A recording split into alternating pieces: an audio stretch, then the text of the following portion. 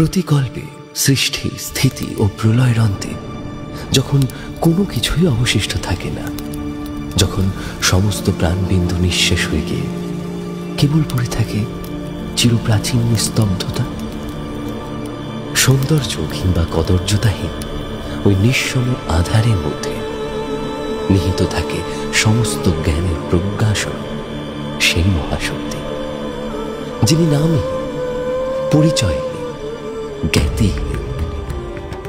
পুরাণের খণ্ডেও তার প্রকাশ মেলে দাক্ষায়ণী যখন আত্মপতি দেন।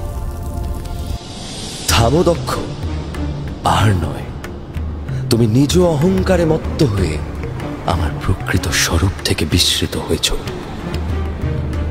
তবে আমি অস্বীকার করি না যে এই শরীরের একটি অংশ তোমার থেকে প্রাপ্ত।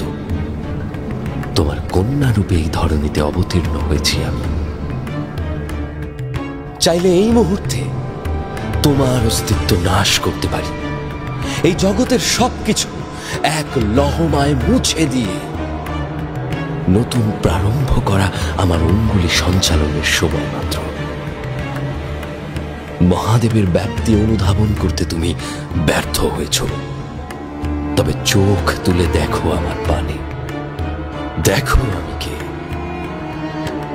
আমি সেই মহামায়া যে সমস্ত জীব সমূহকে এই সংসারের গোলক ধাঁধায় হেঁটে যেতে বাধ্য করি, আবার আমার করুণার অমৃত ধারায় সিক্ত হয়ে সাধকগণ চরম মোক্ষ লাভ করে।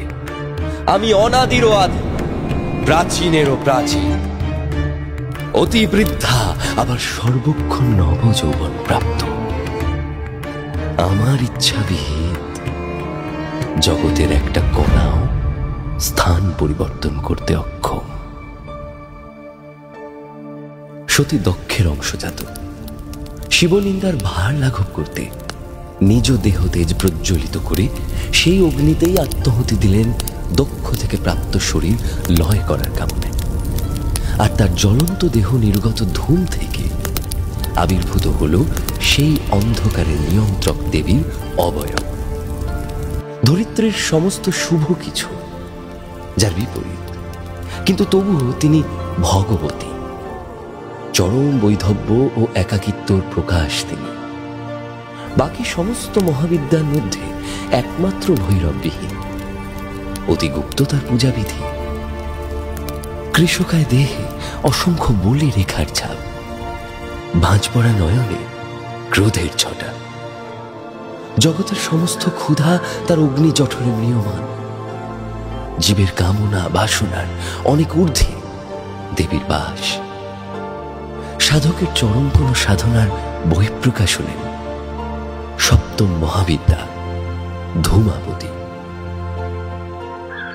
কোন জৈবিক লাভের কামনায় সে ভয়ঙ্করীর পুজো সম্ভব নয়, কারণ সমস্ত আকাঙ্ক্ষাই নির্মম গ্রাসে ভক্ষণ করেন তিনি। এমন এক দেবী তিনি যার পছন্দের স্থান নির্জনতা। নিজ স্বামীকে গ্রাস করে সদা কাকের কর্কশ ধ্বনিতে আনন্দিত তার হৃদয়। এহেন দেবী মাতৃস্বরূপা, যিনি মায়াময়ী জননী নন, কিন্তু সন্তানের ডাকে ভক্ষণ করেন তার শত্রুদের। ঘন কালো ধূম থেকে তার উৎপত্তি। তিনি ধূমা।